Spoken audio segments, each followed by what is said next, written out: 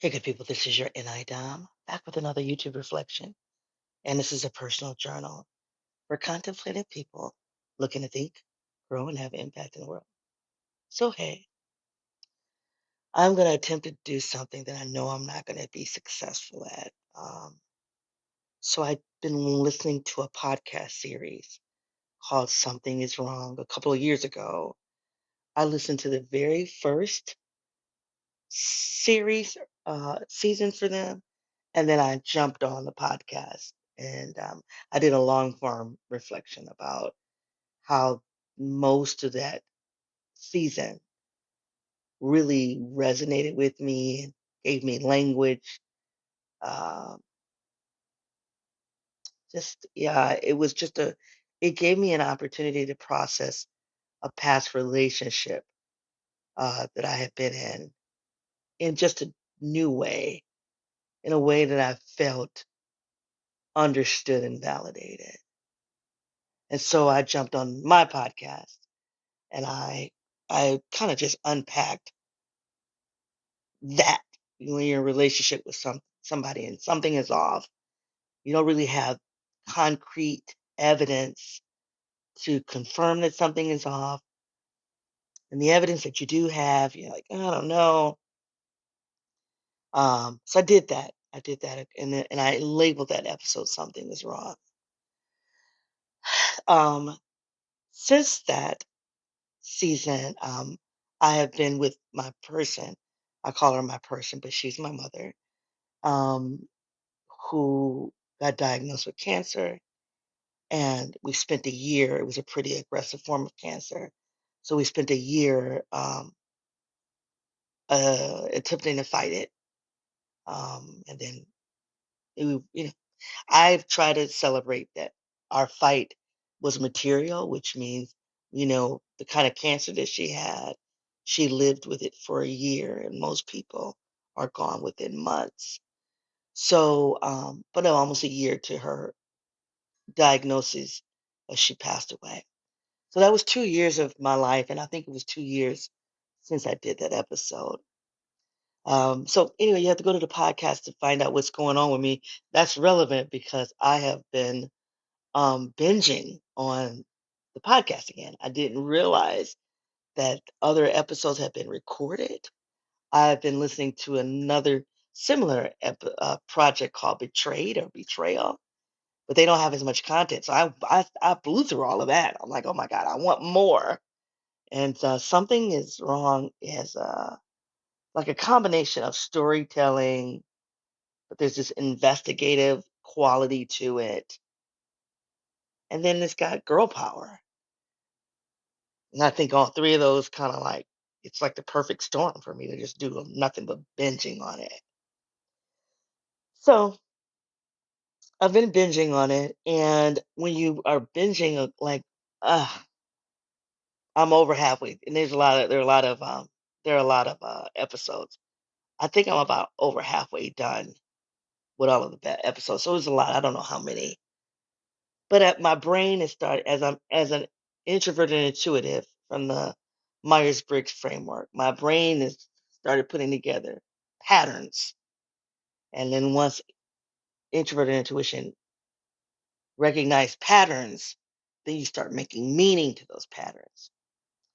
Um, so let me just not bury the lead because I like again I don't there's no way I'm going to be able to do this in 15 minutes because YouTube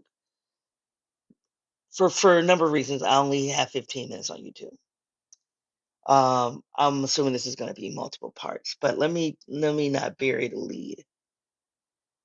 I think the reason why I'm building up because I do have I have some icky feeling. I just listened to an episode that has left me feeling icky, almost to the point where I want to cry. I feel really gross and disgusted, and I don't want to just start off in this reflection talking about that disgust because the podcast is really amazing. you know, um, I would rather lead with that. I would rather lead with the fact that this podcast is very well produced, very well produced. And being in a season of my life where I'm going through something major, I'm kind of isolated right now. To have that podcast to consume, it's just been like a lifesaver for me. And I was just talking to my one of my sisters yesterday saying, I want you to consider going on that show and telling your story. I mean, I have a story. I think I have a couple actually. But when my sister was in town visiting me, she was I was playing the podcast trying to clean up because I and some for some reason it was on I wasn't listening to it on my headphones. I was listening to it on a speaker. And I saw or heard my sister doing like this, yep, right. So really relating to whoever I don't know what episode was planned. So when I was trying to tell my sister yesterday about this podcast, she's like, "Yeah, I heard it. I heard it." I said, "You really, really should think about going on it." And one of the things I said, and I don't know if this is completely true because remember, I'm a little over halfway through consuming all of the episodes. That's another thing I want to just give a disclaimer. The icky feeling that I have could simply be because I haven't consumed all the information. It could be that I haven't consumed all the information. It could be that like, I didn't fully hear something, right? Like, so, um, I'm not invested in calling that podcast out, even though I feel really, really upset right now. And I just finished, I couldn't wait for that episode to finish so I can get on this hit the record button. Like, so this is raw. I'm in a raw space. But that's one of the reasons why I wanted to record it. And then I can come back later and clean it up. Um, but one of the things that one of the patterns that I had started picking up on when I was listening, as I've been listening, like, what do you call it, binging on these episodes, is and this is going to come off, it's going to come off a little harsh. Whew, it's going to come off a little harsh, and I don't mind being called out, but I hope that if somebody calls me out, they will be as gentle as I'm trying to be. I'm trying to be gentle, even if I know it doesn't land that way. All right. And you guys who have been following my podcast, I do identify as neurodiverse. Sometimes, like, I talk in a way that just doesn't recognize other people's sensibilities. So, in no way am I trying to hurt anybody. So, I just want to say that. Okay. But have at it. Do what you need to do. So, one of the patterns, excuse me, one of the patterns that I'm gathering, whether it's an incorrect pattern or not, is I'm going to make it up, white, white womanist, white womanality, white femininity, um, white girl. I don't like to, I want to use the word girl because these are women, right? But it's very white as it relates to white women. And that's something that is a pattern that I've picked up as I've been consuming these episodes. And I'm going to talk more about my perception of white girl flavor, the white girl seasoning, if you will. I'll pick that up in, later. But for now, one of the reasons why I wanted my sister to go on the show is, like I told her, I said, I think your story would be good. I said, plus they don't have enough black women. They don't have enough black women voices. I think there was one biracial black woman who had a white mother, and there um, doesn't make her less black, but um, it does create a different cultural flavor. Sometimes I've seen it not, but it's a distinction that I feel is important to make. Um, and that story was awesome too, by the way. And I could tell that even though this woman had, yeah, there was just ways that this woman talked in that particular episode. I was like, yep, that's a sister girl. And There was another episode where the woman identified as black, but I don't think she was native. I don't think she was American born black. I don't think she came from the ancestry of slavery, U.S. slavery, which is also another distinction. Now, there have been a couple of other women who have identified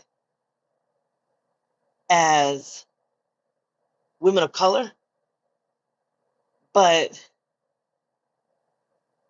there's just something unique about the black and female experience that come from the lineage of U.S. slavery. Something very distinct about our experience. I'm feeling emotional, y'all. So, uh, and I haven't said anything about why these emotions I'm feeling are pretty intense. I do. I'm feeling it. I feel it. I feel it. I feel it. So anyway, so as I've been listening to this series, this podcast, listening to white women tell their stories, there are a number of times I'm like, oh, I wonder if that's cultural. I wonder if the some of it, like some of the grace that the women gave the men that ultimately harmed them,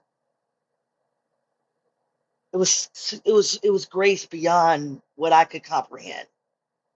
But I don't say that to belittle them. But you guys, I haven't given my disclaimers, but my background is in social science. As a social scientist, I I'm always looking for the context. Like I see something, I try to understand it via context.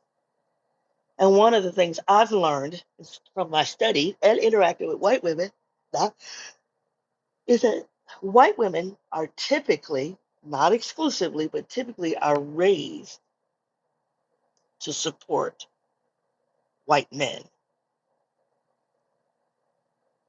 That's one way they're raised. Another way they're typically raised is to be emotionally accommodating to other people. Now, I think women of all stripes are expected to do that as well, but I think it's something more specific for white women and white presenting or white adjacent women.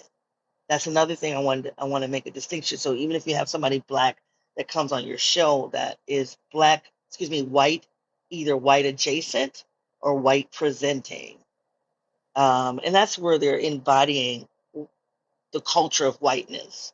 That's important to make. That's important to note. It's just important to note for a number of reasons. So as I'm listening to the podcast, I could hear two things. I could hear a lot of the women giving a ridiculous amount of grace to their abuser, not because they're trying to give grace to the abuse, but I think they were giving the abuser the benefit of the doubt because they were raised to trust and support white men. And I've even seen it where they do it a little bit with black men too. So I think it's something. It could be about patriarchy. I don't know. So that was something that was coming up for me. I was like, "Oh, that's interesting." Ooh, that so that grace, and then the other thing that was coming up um, was the emotionality around it. Um, how the women were responding emotionally, and I couldn't relate to that. So I'm clearly not going to be able to limit this to a 15-minute discussion. So I'm going to mark this as part one. I'm going to bring closure to this setup that this is about the something was wrong episode I just listened to that admits made me feel really, really, really uncomfortable. But before I can talk about that discomfort, I really needed to just talk about the overall value that I've really taken from this project. And I really just need to make that clear. All right, but so please stick around for the other parts. Guys, if this reflection is at any value for you, please give it a hard thumbs up or a like. Please find me on my website at yournidom.wordpress.com. It's been a pleasure hanging out with you until I come back. Be well. Bye.